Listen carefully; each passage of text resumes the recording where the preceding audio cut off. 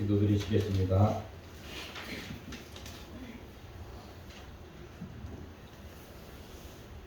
주 우리 하나님이시여, 영광과 존귀와 능력을 받으시기에 합당하신 하나님, 주께서 만물을 창조하셨고 주의 깊으신 뜻으로 만물이 존재했고 또 창조되었습니다. 한 주 후에는 이 땅에 보내신 독생자 예수의 탄생일입니다. 예수님을 믿어 구원받은 저희들이 온 마음을 다해 드려지는 예배와 기쁨에 찬양되게 하여 주시옵소서. 머리 숙인 자들 위에 한없는 은혜를 내려 주옵소서. 다사다난했던 2022년을 뒤돌아보며 저희들의 삶이 너무나도 주님 앞에 부끄럽게 살아왔습니다. 1월의 다짐은 어느 순간 다 지나버리고 자신의 고집과 세상 속에 물들여져 살아온 날들을 주님이 아시오니 용서하여 주시옵소서. 우리 모두에게 주신 사명을 다시 한번 되새기는 시간 되게 하시고 저희들의 삶이 사랑과 복음의 증인으로 되도록 하나님 인도하여 주시옵소서. 또한 이해가 가기 전에 막혔던 관계들이 풀어지게 하시고 새해에는 모두가 즐거움만 있게 하옵시고 하나님의 자녀로서 배려와 사랑으로 살아가게 은혜 내려 주시옵소서. 이 나라를 사랑하시는 하나님, 이 땅에 복음이 전해진 지 150여 년이 흘렀습니다. 수많은 순교자들의 피로 이 땅에 복음이 전파되어 지금의 세계 속에 대한민국이라는 널리 알릴 수 있는 강대한 나라로 만들어 주었습니다. 부유한 나라지만 잘 사는 나라가 되지 못했습니다. 교회는 늙어가고 나라는 복음의 불길이 꺼져가고 있는 현실입니다. 아버지 하나님, 이 나라를 다시 한번 하나님이 원하는 나라가 되게 역사하여 주시옵소서. 주일학교부터 청년에 이르기까지 예수를 믿고 하나님께 자녀될 수 있도록 인도하여 주시옵소서. 거리에 울리는 캐럴이 그냥 일시적인 이벤트가 아닌 우리 구주 예수님이 오신 것을 기뻐하며 찬양하는 날이 되게 은혜 내려 주시옵소서. 교회의 머리 되신 주님, 저희 교회는 물론 이 땅의 모든 교회가 예수님이 오시고 죽으시고 부활하시고 다시 오실 것을 끊임없이 증거하는 교회 되게 하옵소서. 어느 하나의 교회도 십자가의 등불이 꺼지지 않게 도와주시고 믿지 않는 세상을 위하여 증인될 수 있는 교회와 성도들이 되게 하여 주시옵소서. 우리 요새 어렵고 지친 이들을 위해 부자와 봉사를 섬기는 교회 되게 하옵시고 사랑으로 넉넉하게 품을 수 있도록 채워 주시옵소서. 성도 간 사랑으로 교제하게 하옵시고 중보하는 교회가 되게 은혜 내려 주시옵소서. 이 시간 특별히 간구합니다. 세상에 이런저런 모습으로 살다가 상처받은 심령들이 있습니다. 이들의 기도와 간구에 귀 기울여 주시고 모든 심령을 위해 예수 그리스도를 위해 충만케 하여 주시옵소서. 주님 앞에 우리의 얽매인 고통과 아픔을 예수 그리스도의 이름으로 선포하여 승리하게 하시고 참 안식과 평강을 누리게 하여 주시옵소서. 하나님, 이 시간 선포되는 말씀으로 교훈하시고 성령으로 감동시켜 주시옵소서. 오늘도 은혜의 말씀으로 저희에게 위로를 주시고 소망을 품게 하시려고 단위의 귀한 목사님을 세우신 줄로 믿습니다. 말씀의 능력과 권능으로 붙들어 주셔서 늘 충만하게 하여 주시옵소서. 말씀을 듣는 저희 모두에게 은혜를 주시고 세상의 기준으로 살지 않게 하옵시며 오직 말씀을 붙들고 한 주간도 승리하게 하여 주시옵소서. 이 시간 아버지 예배를 위하여 봉사하고 헌신하며 또 성가대의 아버지의 기쁜 찬양을 받으시기에 합당하신 주님, 연약한 중에 간구하는 저희의 기도를 흠양하여 하심을 믿사옵나이다. 우리를 구원해 주신 우리 주 예수 그리스도 이름으로 간절히 기도드리옵나이다. 아멘.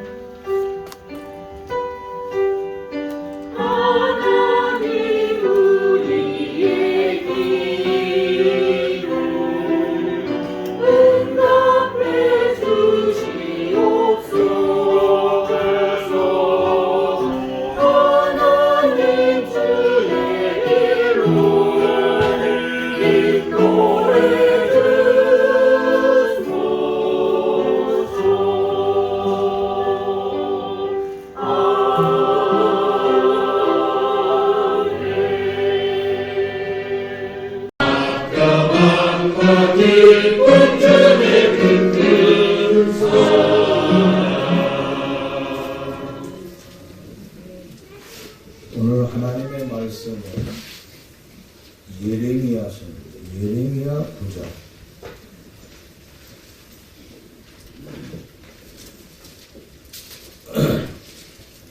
예레미야 9장에서 보겠습니다.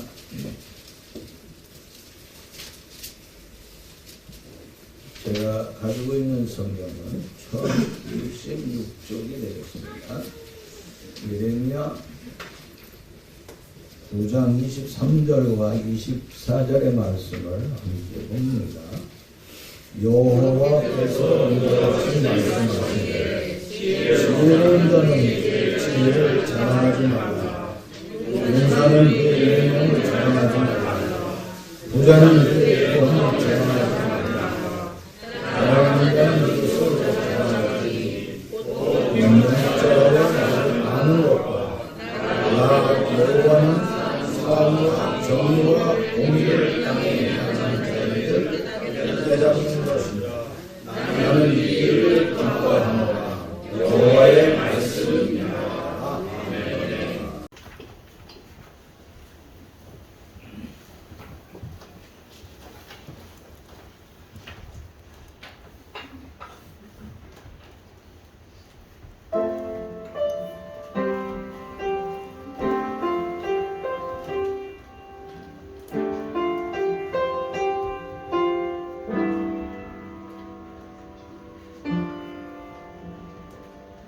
여호와는 너에게 복을 주시기를 원하며 너를 지키시기를 원하시며 여호와는 그 얼굴을 너를 향하여 들으사 은혜와 평강 주시기 원하노라. 여호와는 너에게 복을 주시기를 원하며 너를 지키시기를 원하시며 여호와는 그 얼굴을 너를 향하여 들으사 은혜와 평강 주시기 원하노라.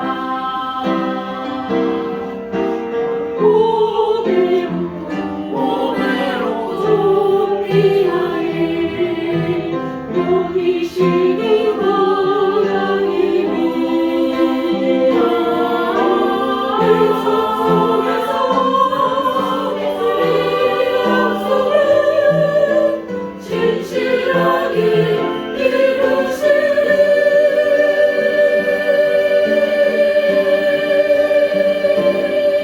아기 기름진 것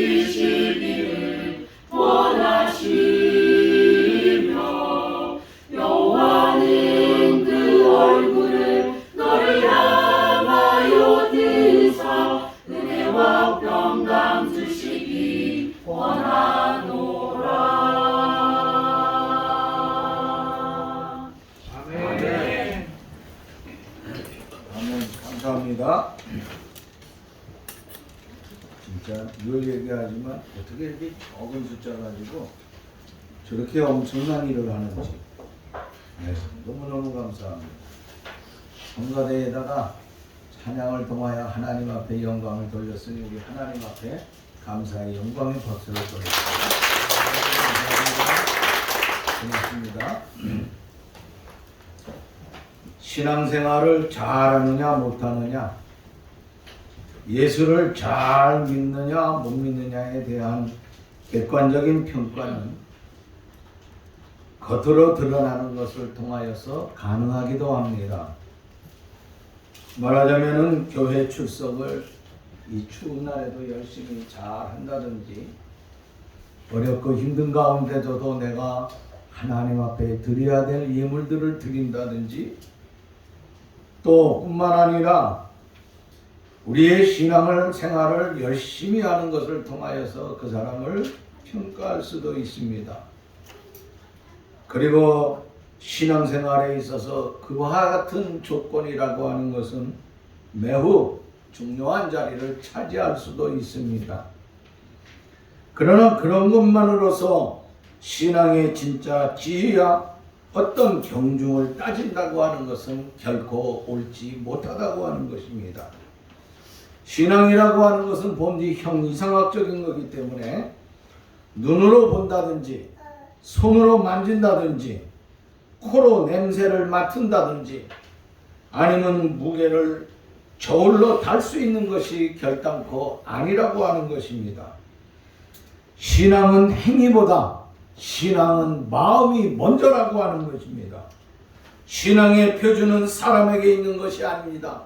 신앙의 표준이라고 하는 것은 오직 하나님께 있다고 하는 것입니다. 우리의 부모님이 우리를 향하여서 아무개는 참 잘해. 요즘 말로 말하자면은 우리 아무개는 참 나에게 잘하고, 내가 해준 것도 없고 키우면서 참 고생스럽게 키웠는데 어떻게 저렇게 잘하는지 모른다고. 그거는 내 아들이, 내 딸이 효자라고 하는 것입니다. 그런데 어떤 친구들은 부모는 입을 꽉 다물고 있는데 나는 이 세상에서 제일 효자야. 내가 제일 잘해. 내가 제일 잘한다니까. 그 누가 뭐라 그래? 그래.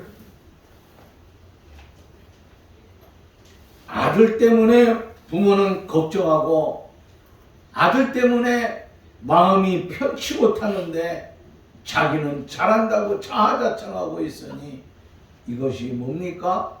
불효라고 하는 것입니다. 신앙의 기본 자세는 뭡니까? 하나님에게 달려있다고 하는 것입니다.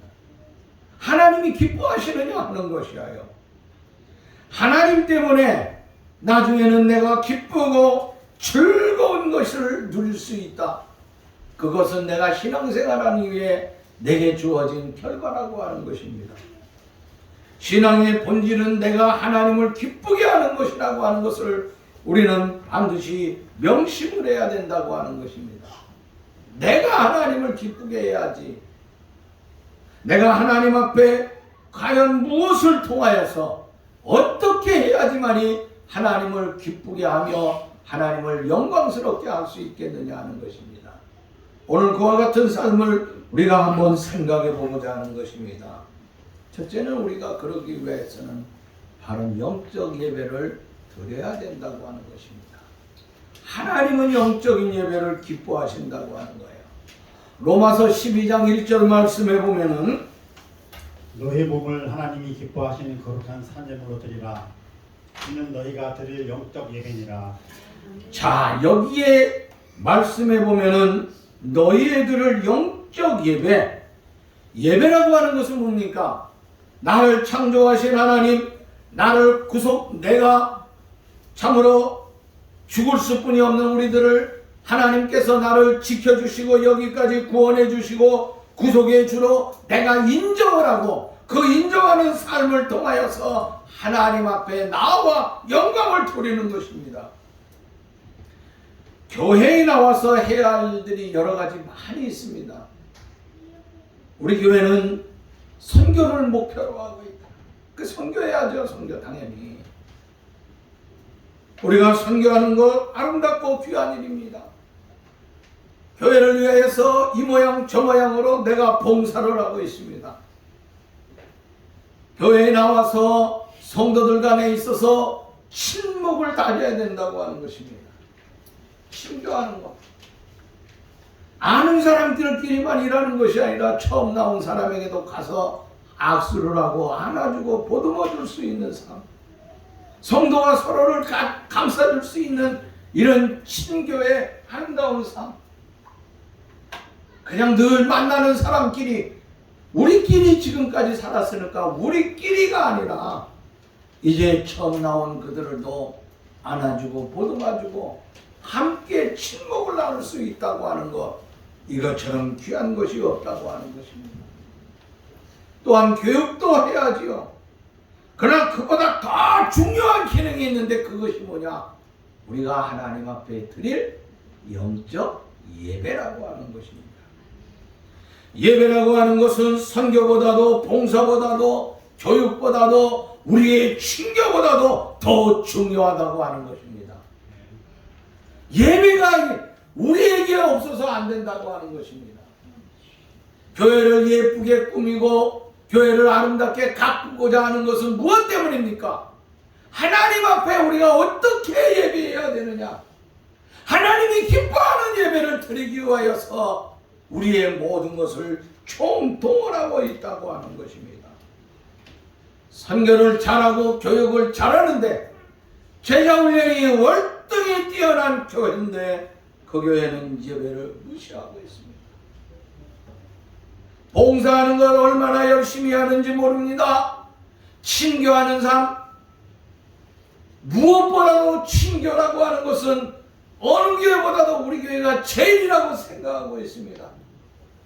그런데 친교는 잘하는데 거기에 예배가 없다고 하는 것입니다. 그러면 안 된다고 하는 거예요. 여러분, 유럽 교회가 왜 이렇게 다 무너지고 말았습니까? 유럽의 교회들은 아마 세상에 나타나는 모습을 본다고 하면은 세상의 최고입니다. 그러나 그것은 지금 관광객이 돈을 내고 들러 날아가면서 교회를 구경하는 그런 꼴이 되고 말았습니다. 영국은 스폴천 목사님이라고 하는 위대한 목사님을 만들어냈습니다. 그 목사님을 통하여서 전 세계 그 말씀의 영향력이라고 하는 것은 상상을 초월할 정도로 미쳤습니다. 그러나 영국은 지금 기독교인이 2%도 제대로 안 된다고 하는 거예요. 여러분, 무엇 때문이겠습니까? 모두 예배를 상실해버리기 때문이라고 하는 것입니다. 예배를 소홀히 했기 때문에 하는 것입니다. 오늘 한국교회, 아니 세계의 교회가 바로 이 코로나를 통하여서 3년 동안 얼마나 시달렸는지 모릅니다. 예배가 중요한 게 아니다. 우리가 건강이 중요하다고 하는 거예요. 그래서 예배에 나오지 않고 그냥 나오면 절대로 안 된다고 하면서 예배를 통제했다고 하는 것입니다. 이것은 대한민국뿐만이 아닙니다. 전 세계가 그와 같은 모습으로 갔습니다. 그러다가 보니까 어떻게 되었습니까? 예배라고 하는 것이 소홀해지게 됐습니다. 자신도 모르는 사이에 예배가 쇠퇴해져 버리고 말았다고 하는 것입니다.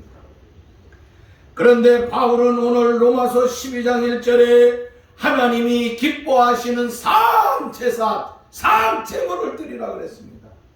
이것이 영적인 하나님을 향한 아름다운 예배라고 말씀을 하고 있습니다.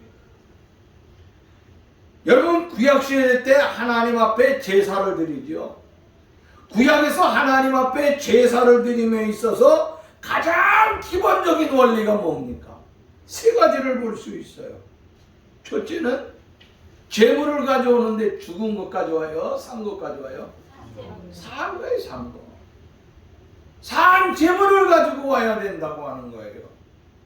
그런데 살아있는 건데 뒤통수가 쑥 들어갔다든지 귀때기가 하나 없다든지 다리를 하나 전다든지 하면 돼요, 안 돼요? 왜 안 돼요? 험에 있으니까 안 된다고 하는 거야. 재물을 드리되 그 재물은 어떤 재물이요? 완전히 흠없는 것을 드려야 된다고 하는 거예요. 그런데 그 재물을 드리는데 누가 드려야 됩니까? 제사장이 드리고 내가 드리는 거예요, 제주. 본인이 제사장을 통하여서. 그러니까 본인이 드려야 되는데 바로 그것이라고 하는 것입니다. 하나님은요, 하나님이 받으시는 것은 죽은 걸 받는 것이 아니에요.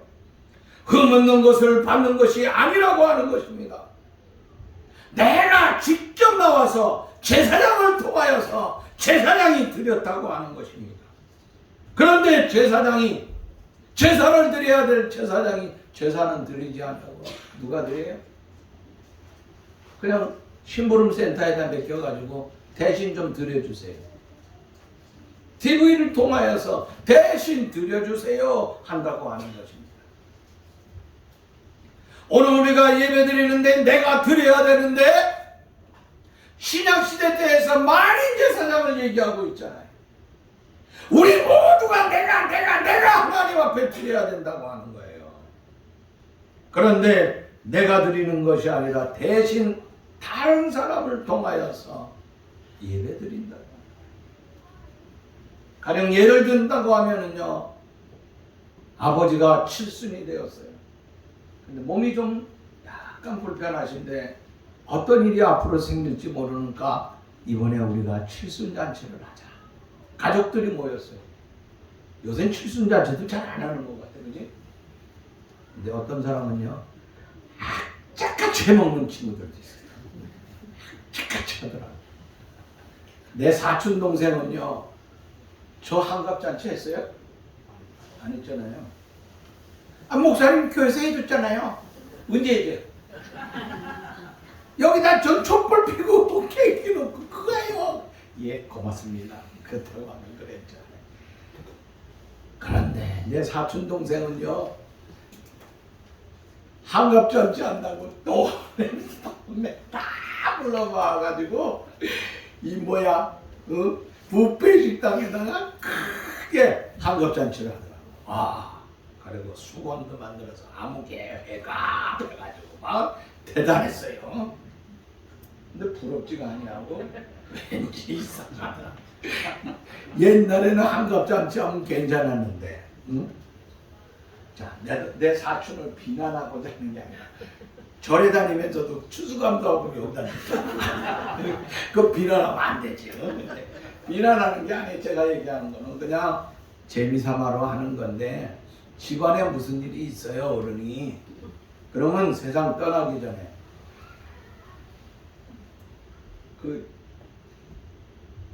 근데 요새 또 77잔치도 있어요. 77잔치. 77잔치 들어봤어요? 며칠 전에 77잔치 안 되는 거. 이 이름이 뭐더라? 이거 빨리 찍어봐. 이 사진 찍어봐. 근데 금방 잊어버렸는데. 희순이 아니야. 아이고. 응? 희소? 희수인가 보다. 희수잔치인가? 뭐 그런데 오래는 거야. 이게 뭐냐 그러고 들어가 보니까 77의 잔치가 있더라고요. 제가 들어가 봤어요. 있더라고요. 그래서 울며 겨자 먹기로, 자기는 한 번도 안 하지만은 알았어 형님 갈게. 그리고 갔어요. 그래서 울며 겨자 먹기로 갔다 왔어요. 기분 나빠서 하는 소리가 아니에요. 그럼 그런 데에 잔치하는데 나는 바빠. 할 일이 많아. 응? 등산 가야 되고 친구들하고 놀러 가야 되고 하니까, 야 네가 대신 가라 해가지고 누구 대신 보내면 그 사람이 기분 좋아할까요? 물론 예화가 되지 못할지 모르겠습니다. 하나님을 예배하기로 했으면은 내가 예배하는 거야. 내가. 응? 내가 하나님을 예배하는 것이지 다른 사람이 예배하는 것이 아니라고 하는 거지. 예배는 하나님이 기뻐 받으시는 거룩하고 산 제사라고 하는 것입니다. 그렇기 때문에 우리는 예배를 소홀히 하면 안 된다고 하는 것입니다. 많은 사람들이 예배를 소홀하는 것 중에 자녀의 교육에도 문제가 있습니다.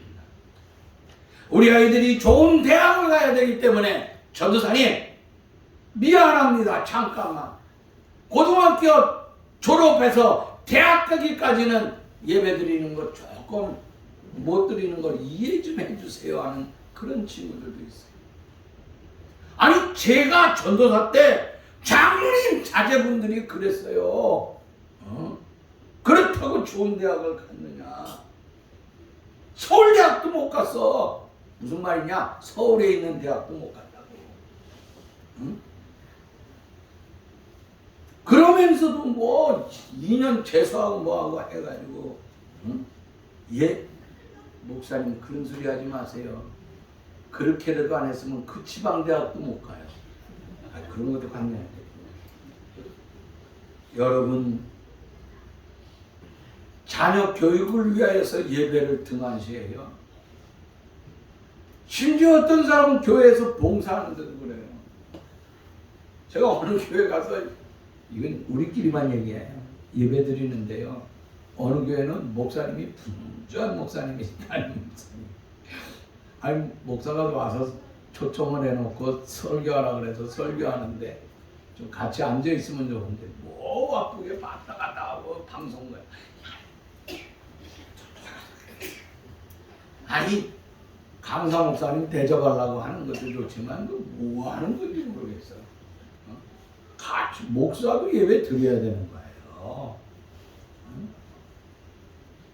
오늘날 큰 교회는요, 이 주차 단속하는 사람들 있잖아요. 봉사하는 사람. 봉사는 잘하는데 참 그게 즐거운가 봐. 예배는 등한시 그냥 꽝이야 그거는. 여러분 우리에게 중요한 거는 뭐냐? 무엇보다도 온전한 예배를 드려야 된다고 하는 거예요. 예배는요 정성과 진심이 들어야 된다고 하는 것입니다. 나의 삶의 가장 중요한 부분이 뭐야 되겠습니까? 하나님 앞에 예배 드리는 거예요. 하나님은 우리가 드릴 영적 예배를 기쁘게 받으시고 예배를 기쁘게 받음으로 말미암아 예배를 통하여서 하나님께서 우리에게 복을 내려주시는 거예요. 복 받기는 원하는데 예배 드리는 걸 소홀히 하면 결단코 안 되는 거예요. 그래서 예배 드릴 때는 온 정신을 그 예배에 모든 것을 총동원해야 된다. 두 번째는요. 자, 어떻게 해야지 하나님께서 기뻐하시느냐. 두 번째는 바르게 살아야 돼. 바르게. 자, 오늘 본문 말씀 보면은요. 24절 말씀 보면 이런 말씀이 있습니다. 나 여호와는 사랑과 정의와 공의를 땅에 행하는 자인 줄 깨달을 것이라. 나는 이 일을 기뻐하노라. 자, 정의와 사랑과 공의 이것을 행하는 것을 하나님께서 나는 이걸 기뻐하신다고 말씀하고 있어요. 그런데 미가서 6장 8절 말씀 보면은 사람아 주께서 선한 것이 무엇임을 내게 보이셨나니 여호와께서 내게 구하시는 것은 오직 정의를 향하며 인자를 사랑하며 겸손하게 내 하나님과 함께 행하는 것이 아니냐. 여기 미가서를 통하여서라도 우리에게 주고자 하는 것은 정의와 인자의 사랑과 겸손히 하나님 앞에 행하는 그런 삶을 얘기하고 있어요. 자, 이 말씀 전체적으로 본다고 하면 무엇을 말씀하고 있겠습니까? 우리 그리스도인들이 바르게 살아야 된다고 하는 것입니다. 우리 주위에는 잘 믿는 사람이 너무나 많습니다. 잘 사는 사람이요. 지금 얼마나 잘 사는지 모릅니다. 세상에 최고의 잘 사는 나라가 대한민국이 되었습니다. 그러나 우리가 바로 믿는 사람이라고 얘기할 수 있겠느냐 하는 거예요. 바르게 사는 사람이라고 과연 얘기할 수 있겠느냐 하는 것입니다. 어떤 사람은 나는 잘 믿어. 자기는 잘 믿는다고 호언장담을 합니다. 남들도 그 사람을 보면은 그 사람의 위치 속에서 대단히 잘 믿는다고 칭찬까지 하고 있습니다. 그러나 그 사람의 끝을 보면요, 이야, 너무너무 상처가 되고 너무너무 가슴을 아프게 하는 일들이 종종 있다고 하는 것입니다. 예레미야 선지자는 사랑과 정의와 공의, 이것을 행하는 것을 하나님이 기뻐하신다 그랬어요. 미가 선지자 역시 뭐라 그랬습니까? 하나님의 정의와 사랑과 겸손, 이것을 하나님께서 기뻐하신다 그랬어요. 그런데 오늘 우리 사회는 이런 것이 떠나갔다고 하는 것입니다. 한마디로 말하자면 하나님을 기뻐하는데 하나님의 백성들이 어떻게 살아야 되느냐? 바르게 믿으라고 하는 것이, 바르게 행하고 바르게 사는 것, 이것을 하나님께서 진정으로 기뻐하신다고 말씀하고 있어요. 바울은 로마서 12장 2절 말씀에 뭐라 그러냐? 하나님의 뜻을 분별하는 삶을 살라고 하는 것입니다.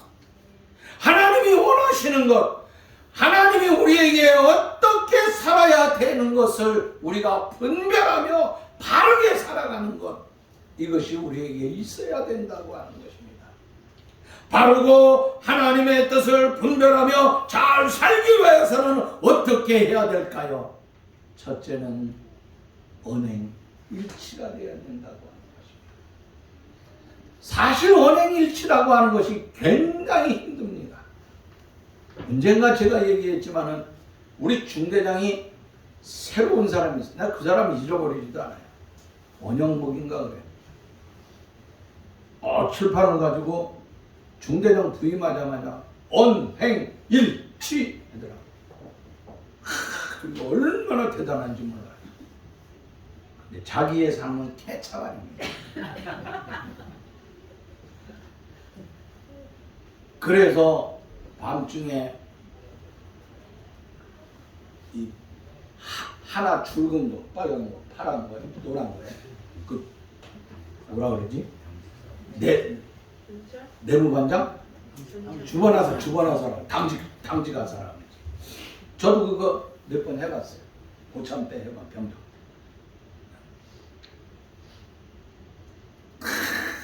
또 중대장이 새로 와서 그러니까 주번 쳐가지고 밤중에 서열하면 이 군기 잡으면서 이제 내무 사열하면서 그럽니다.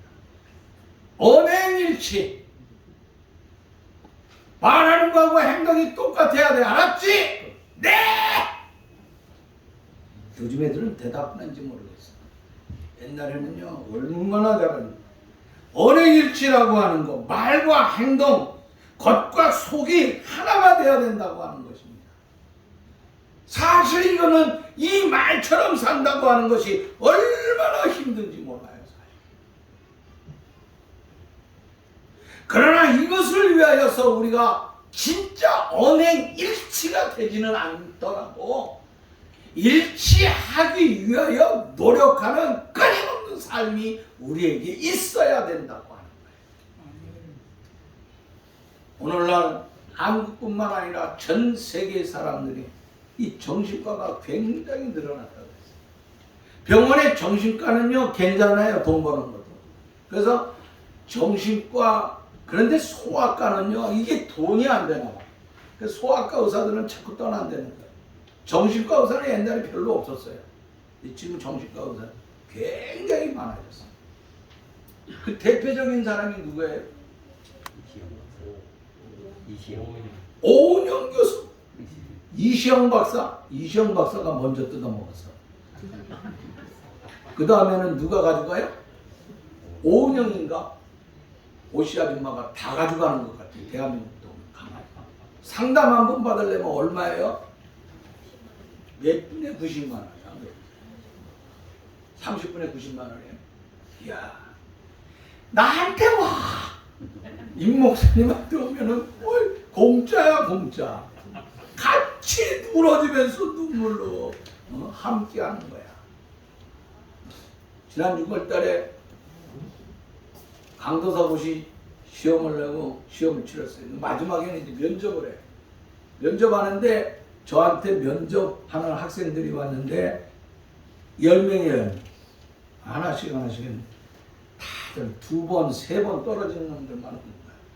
이야, 하나씩 물어보는데 나는 어떻게 할 수가 없어. 그래서 놓고 울면서 기도하니까 그 친구들이 10명이 다 펑펑 우는 거야. 그 10명 펑펑 우니까 2번, 3번 떨어진 자들이 그 다음날 발표가 나는데 붙었게요, 떨어졌게요? 다 붙었어. 다 붙었대도 왜? 임 목사님하고 상담을 했으니까. 응? 오은영이한테 가면 안 돼. 알았지? 자, 정신분열이라고 하는 게 뭐예요? 응? 이게 말과 행동이 일치가, 감정과 그 삶이 통제가 되지 않는 거예요. 그래서 이중적인 현상이 일어나는 거죠. 아까 얘기했지만 언행이 일치하지 못하는 거예요. 오늘 우리가 보면은요, 세상에 영적 분열 환자들이 얼마나 많은지 몰라요. 겉과 속이 다릅니다. 말과 행동이 전혀 다름으로 말미암아 지탄을 받는 사람들이 많이 있다고 하는 것입니다. 나는 어떻냐 하는 거예요. 하나님이 기뻐하시는 진정한 삶을 살기 위해서는 언행이 일치돼야 돼요. 그러기 위해서는 진실과 정식으로, 정직한 삶으로 무장하여 믿음으로 멋지게 살아갈 수 있는 우리 삶이 돼야 되겠다고 하는 거예요. 또 하나, 2번째는요, 너그러워야 된다고 하는 거예요. 너그러워야 돼. 여러분, 삶의 삶, 내 자신에 대해서는 어떻게 해야 됩니까? 누구보다도 가혹해야 돼. 누구보다. 응? 누구보다도 내 자신에 대해서는 명확해야 돼. 그러나 다른 사람에게 대해서는 좀 마음을 넓게 오픈할 수 있는 그런 삶이 필요하다고 하는 것이에요. 내가 살면서 조금 손해를 본다 할지라도 다른 사람들에게 유익을 줄 수 있는 삶. 내가 어떤 것이 있을 적에 적지만은 다른 사람에게는 좀 더 많이 베풀 수 있는 사람. 나를 위해서는 아끼고 전략하고 전략합니다. 그러나 남을 위해서는 어떻게 합니까? 후하게 베풀 수 있는 삶. 이것이 너그러운 삶이라는 거예요. 오늘 이 시대의 삶은 어떻습니까? 반대로 사는 사람이 많아요. 나에 대해서는 너그러워요. 내로남불 하고 있잖아요. 내로남불이야 당신은. 그러면 그 말하는 그 사람은 내로남불 아니다 이거야 내 말은. 응? 나도 오늘 설교하고 있지만 난 아니냐 이거야. 누가 누구를 공격했나? 여러분, 우리는요, 남에 대해서 인색하고 아주 가혹하고 짝이 없습니다. 그런데 자기에 대해서는 너무 우한 삶을 사는 것 같아요. 미안하지만요, 내게 대해서는 좀 잔인할 정도로 냉혹해야 된다고 하는 거예요. 내가 조금 손해를 보자 이거야. 그러나 문 많은 내 이웃, 내 사랑하는 친구, 내게 주위에 있는 많은 사람들에게 좀 너그러운 마음으로 베풀며 살아갈 수 있는 그러한 오늘 저와 여러분들에게 있어서 그런 삶의 생활들이 좀 있어야 되죠. 세 번째는요, 칭찬을 드려야 돼. 칭찬. 우리 가는 곳곳마다 사도행전 6장에 보면은 초대교회 7 집사를 뽑을 적에 가장 중요한 것 하나가 뭐죠? 칭찬받는 자를 선택했지. 교회 안에 수많은 사람 3,000명, 5,000명이 모였습니다. 그런데 그 7 집사를 선택해야 되는데 성령이 충만한 사람도 필요하겠지만 그들 가운데 성령과 함께 칭찬을 들어야 된다고 하는 거야. 옛날에는 교회 장로님 뽑을 적에는요, 교회에서만 뽑은 게 아니에요. 옛날 우리 한국 교회는요, 동네 가서도 뽑아요. 동네 가서도 물어봐요. 회사 가서도 물어보는 거예요. 회사 가서. 그런데 지금은 어떻습니까? 교회 안에서만 잘하면 되는 거예요. 그러니까 몇몇 사람 데리고 장로 투표하기 전에는 뭐 해야 돼요? 장로 투표하기 전에 뭐 해야 됩니까? 인기 얻으려면. 응? 그냥 집사님들 오늘 예배 끝나면은 뷔페 식당으로 다 와. 관광차 이렇게 교회 앞에 딱 대고 한 몇 주간 동안만 그렇게 하면은 인기가 짱이야. 내가 잘 가르쳐주지. 여러분 그런 교회들이 없지 않아 있어요. 근데 옛날에는 안 그랬어요. 다 직장까지 가서 됐어요. 굉장히 엄했어요. 그 얼마나 중요한지. 칭찬을 듣는데 교회에서만 칭찬 듣는 게 아니에요. 눈에 보이는 데서. 생활 속에서 칭찬을 들어야 돼. 회사 가서 물어봐야 돼. 응? 하얏 호텔 가서 물어봐야 된다 이거야. 로얄 스퀘어 가야 돼. 가서 물어보면 이 새끼들아 저 새끼들아 했는지 안 했는지. 장로님 죄송해요. 아이고. 자 이렇게 동네 가서도 다 일일이 물어봤다 이거야. 무슨 말이냐면요. 우리가요 칭찬을 들으면서 산다고 하는 것이 얼마나 중요한지 몰라요. 오늘 사랑하는 우리 대왕의 성도들, 칭찬. 그리스도인들은 가장 가까이에 있는 사람들, 내 주위에 가까이 있는 사람들을 통하여서 인정을 받아야 돼. 칭찬을 들어야 돼. 옆에 있는 사람이 많이 칭찬해 줄 수 있는 사람. 그런데 나에 대해서는 칭찬하는데 다른 사람에 대해서는 아주 냉혹하기 짝이 없어요. 이거 참 큰일입니다. 우리 모두 칭찬하는 사람이 되어서 또 칭찬을 해줌으로 말미암아 그 칭찬이 어떻게 돼요? 칭찬. 근데 돌아오는 거야. 메아리로 돌아가서 나도 칭찬받는 아름다운 일꾼들이 될 수 있기를 바라는 것입니다. 마지막은요. 바르게 살기 위해서는 세 가지 했어요. 첫째는 뭐예요? 언행일치가 되어야 된다. 그 다음 두 번째는 뭐예요? 마음이 부드럽고 너그럽고 겸손하고 베풀 수 있는 삶이에요. 그 다음에 세 번째는 뭐라고 그랬어요? 칭찬을 들어야 칭찬받아야 칭찬 들어라. 마지막 네 번째는 하나가 있는데 바르게 걸어가라. 바르게.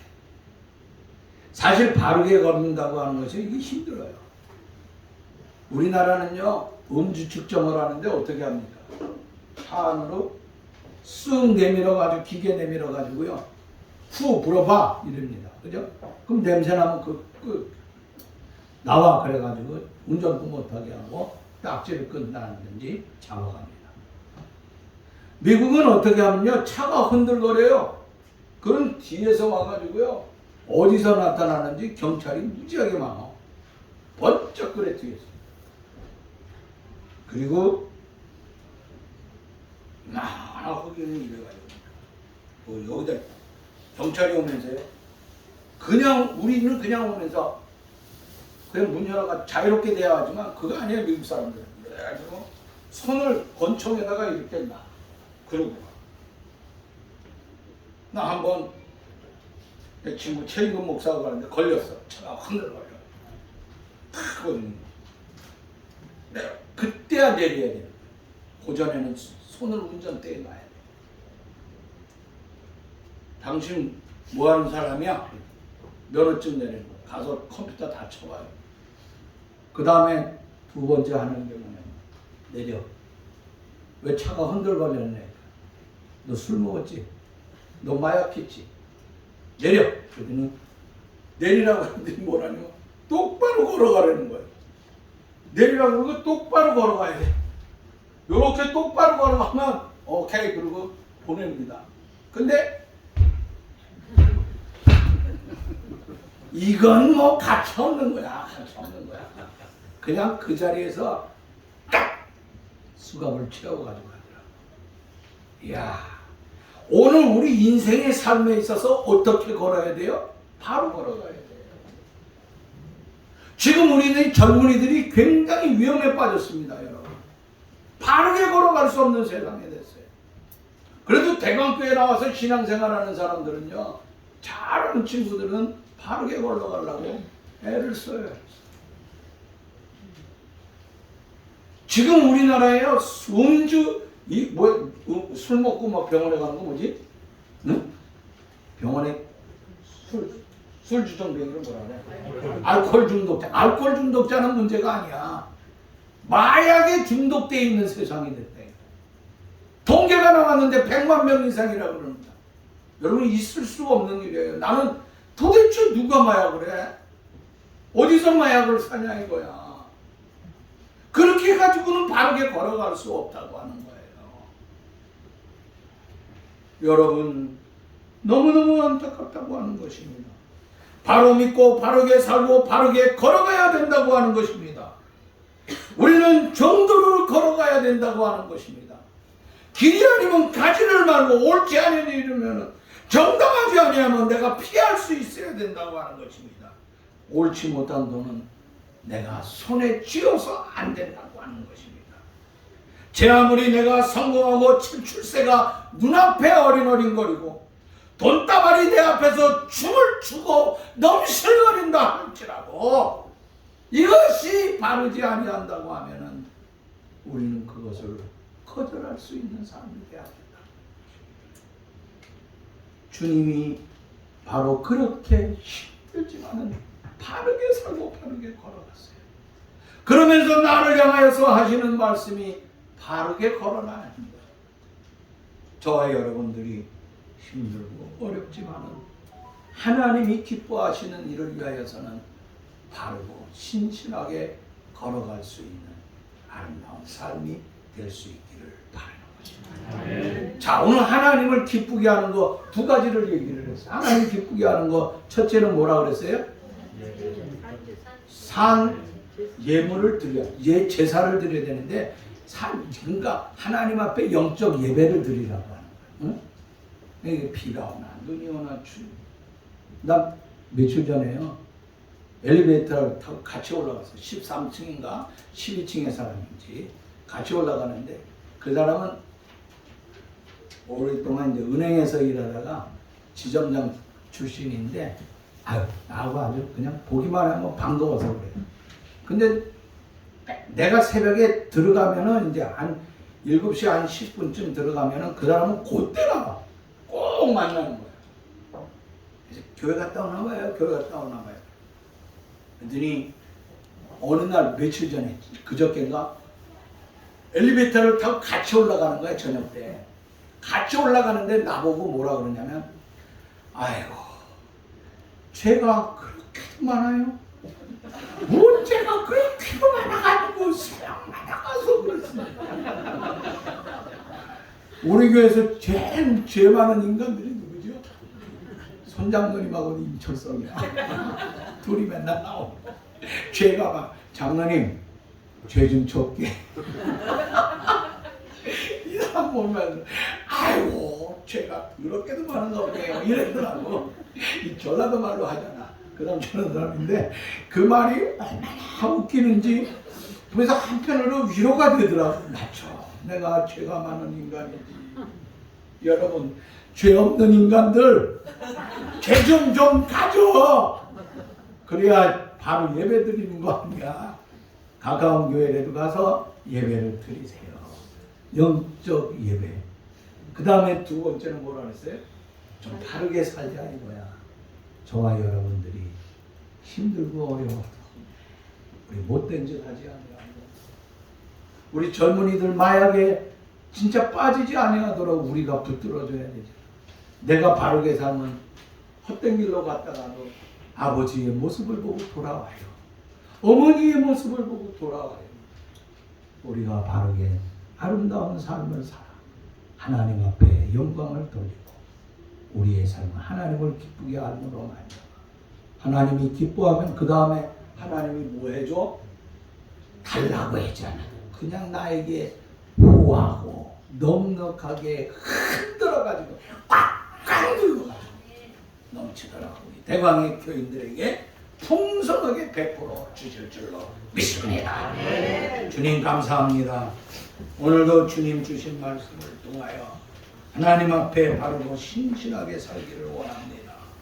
주여 우리가 하나님을 기쁘게 하는 신령한 삶을 살기 위하여 바른 예배를 드리고 하나님 내가 이 험한 세상에 좀 더 바르고 신실하게 살아갈 수 있도록 도와주옵소서.